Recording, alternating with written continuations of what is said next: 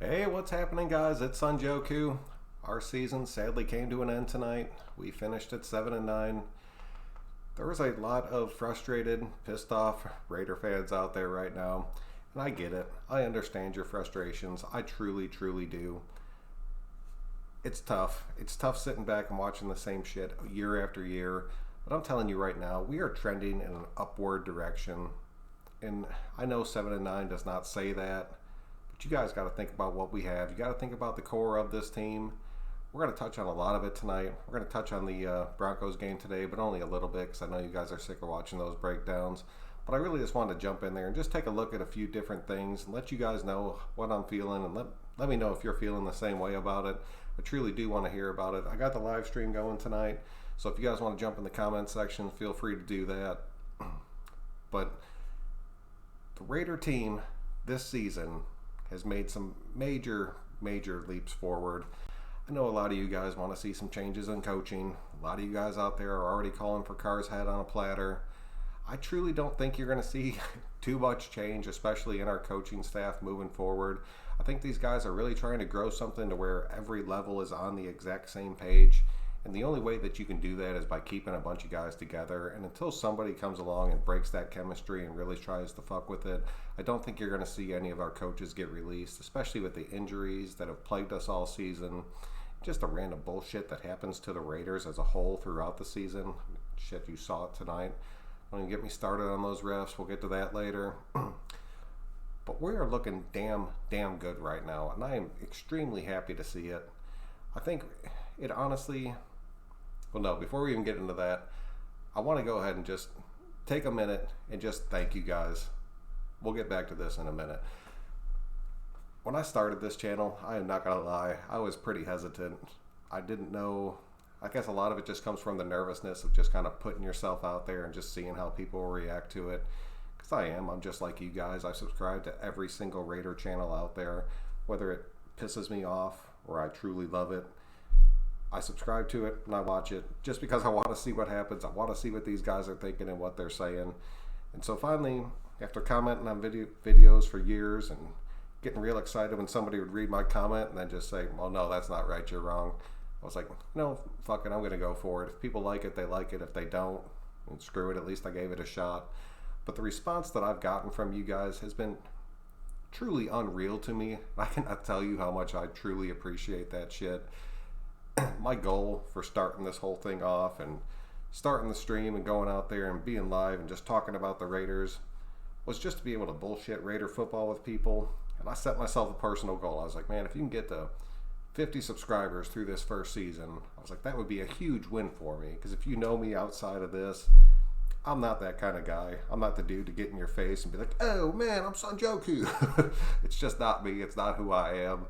But the fact that I've jumped up, I mean, right now I'm over 150 subscribers, which has been crazy. So thank you guys. I just wanted to take a minute to just say thank you guys so much for that.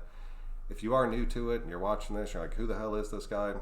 Click that subscribe button, man. I truly appreciate it. And you guys have done more this season than I ever expected. So thank y'all for that. I truly mean that from the bottom of my heart. I just love talking about this team. And the fact that there's people out there like Oregon and Ketchup that have been there pretty much from the start. And guys like Orb out there who disagree with every damn thing I say, but just tell me their opinion and they keep it respectful. Like, I couldn't do this shit without you guys. You guys give me the motivation to keep going, and honestly, you give me motivation to make different videos.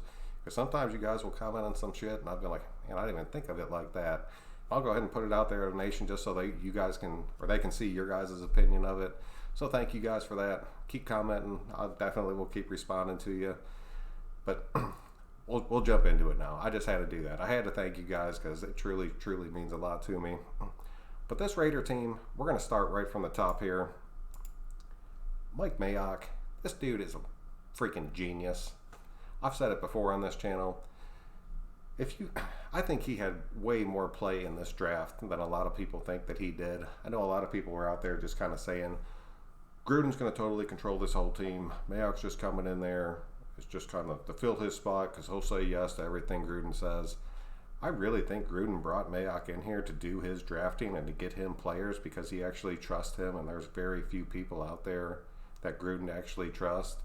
And this dude coming in here and just watching his first draft class, it is insane what he has done for this team. I don't see anything changing moving forward into our next draft. I think he's going to completely nail it again. I think you're going to see us make some pretty big moves in free agency. Like I said before, I don't think it's going to be any huge money deals. I think it's going to be getting solid foundational players that you can get in here for a little bit more than what whatever free agency is calling for at that point. But I think you're going to see a lot more of those dudes than another AB come in or another superstar that we're just going to pay all of our money to. I do not see that shit happening, especially with the money that we do have and the core that we have already built. It's honestly looking good, and this dude gets all the credit in the world for it because Mayock made that shit happen. So props to you, Mike. I'm so happy he is our GM, and I am so happy he's our GM pushing forward into Vegas because he's going to be able to break those contracts down, especially with the way the taxes are set up out there to where people are definitely going to want to play in Vegas. Not only do you get to come into a sweet-ass brand new stadium that is decked out as shit, but you're also making more money just right out the top out of anybody else in the NFL just based on the way that their taxes are set up. So big things are coming our way, and it's because of him, and it's because of this move, and I promise you guys that. Derek Carr. You guys know where I sit on this. I know where you guys sit on this. At least half of you. Raider Nation is still completely divided at this point. It's not getting any better out there. I promise you that. It's going to continue to stay divided until we start stacking wins one after another. But Derek Carr, as much as a lot of you guys do not want to hear it, I truly believe is going to Vegas with us. I did a video breaking down what's out there. We're not going to trade up in that draft. And even if we did, I'd still rather have Derek Carr going into the next season.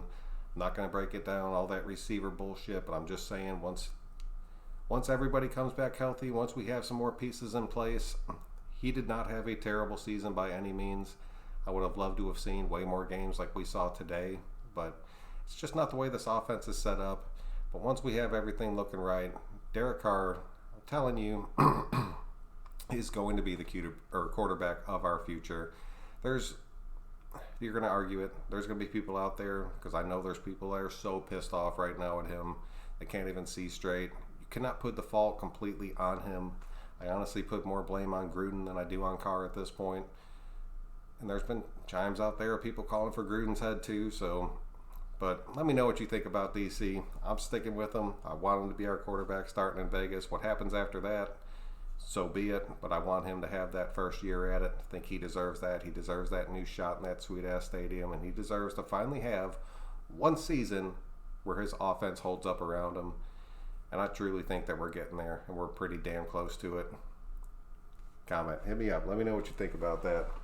David, Mayock is the real deal. Yeah, you're damn straight he is, dude. That guy is truly, truly changing the face of this team on the outside. And then on the inside, you have this man controlling that team. Players love Jon Gruden. They truly, truly do. Gruden's scheme, to me, is still too old school for what the NFL is right now. You see flashes of it working, but I do not know if it'll hold up over an entire season. I still truly believe that we have not even scratched the surface of what this offense can be with all the weapons out there. But if we have, and we've seen what Gruden has to offer, that throws up some big question marks for me. I'm not even going to lie. But I really think that once he has all the pieces in place, and then, you're going to have injuries, I get it, but once you have that set up, I think you're going to see a lot of changes in this offseason outside of that core package that we have. You're going to see a lot of personnel moving around. I think Gruden wants that. I think this was a huge growing experience for this team. He said it himself in that press conference after the game. He's real proud of that core. He always talks about that core, and those are the dudes that aren't going anywhere. Everybody else on this team, I'm pretty sure, is expendable, and you're going to see them go. I don't talk about special teams too much. A.J. Cole is probably our lockdown punter for the next 10 to 15 years. That dude has been lights out this season. I'm happy as shit that we can say that. As far as Carlson's concerned, I really thought he was going to be fired before he got on that plane today to come home. I'm curious to see what we do with him. I'd like to see us keep him. I don't know if we actually will or not, but it would be cool if he stuck around for a little bit. he is young. He's still learning. He's been in some pressure situations. You can only ask so much out of him. I think he deserves a shot to keep going, but if we move on from him, I would not be shocked about that at all. Just want to take a look at the depth chart real quick. We got Carr. I know people are out there that want a bunch of different shit to happen. Carr's our dude moving forward. I'm telling you that right now. I'm going to say that until he's no longer on this team. But as far as Kaiser and Glennon and Peterman go, I'd like to see all three of those dudes off this team and just have, I mean, Gruden will always have three quarterbacks, but just to have somebody back here, not necessarily lighting a fire under Carr's ass, but just somebody in there that's young and learning the system, that's kind of ready to go if we need him to be. Josh Jacobs, he's our number one back moving forward. But as far as Washington, Richard, and Rod Smith are concerned, I really don't see any of those dudes sticking around. I truly don't. Maybe Richard. Maybe. I think Washington's going to end up moving off in free agency. I think he's done enough to prove that he can get more money than we're probably going to be willing to offer him. So one of these two is definitely gone, and then Rod Smith is definitely gone. So you're going to see us probably draft a running back late, I'm willing to guess, and then you'll probably see one or two moves in free agency. Plus, we still have Isaiah Crowell on IR, so I don't know. We'll see what happens with that. But Josh Jacobs, we have our number one running back, so we're set right there. Our receiving core, Gafford, Harris, Keelan Doss, Aitman, I'm surprised was not let go before the end of that game. I'm so done with him. This dude needs to be off of our team. He does not belong in the NFL. It sucks to say, but he does not. And Zay Jones, I want to see all these dudes gone. I truly do. We have a number 2. We have a number 3. Let's get that number 1, and then let's get a few dudes that are, if nothing else, at least some speed dudes. And one of our dudes, we're going to have to get a solid returner in there, because having Renfro returning punts or having Nixon returning kicks, that's not the type of shit you want to see. So hopefully we get just a speed demon, probably late in the draft, I'm guessing. I doubt we'd do that in free agency. Just to have him back there returning for us, I think that would make a big, big difference for us. Our tight ends are set, like completely set. I don't see us doing shit there. I think our offensive line is pretty much set completely throughout the board. Our defensive line is looking damn good. Like, damn good, man. Even again today, they played really good. I see us going out there. We're going to end up probably, I'd like to say that we'll get him in free agency, because I see us, our defense, as far as drafting, I see us going more linebacker. But I see us picking up another defensive end, probably more of a pass rush guy. But outside of that, between Farrell and Crosby and Mayock, I see all these dudes sticking around. Hurst and Hall, I see Hankins having another year. I see Josh Morrow probably having another year. I really like Deion Jordan, but and I really like Arden Key, so it'll probably be Pierre going. This guy, Jeremiah, they said they wanted to bring him in. I don't see him making it through. And then if we release somebody beyond that, I think it will be Josh. But we'll have room to grow right there. I really think we can get a pretty good piece in there.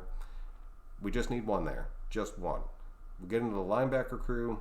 We need to flip this entire linebacking crew. A lot of dudes are really high on Compton. If you want to keep Compton and Vontez, if they're both healthy, I'd honestly be okay with that.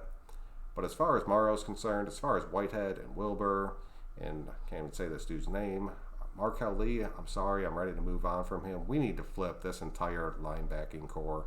We need to bring speed in there. We have to. Not having speed at linebacker is killing our blitzes, and it's also killing our pass coverage.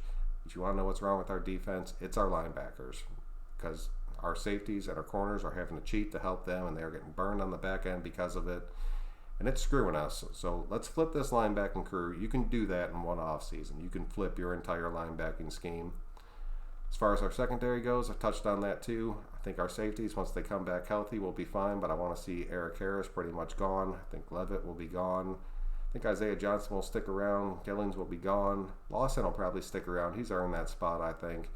But we need to bring in a few key pieces into our secondary. And then I think we'll be just fine. As far as this loss today, I have not said this all season long.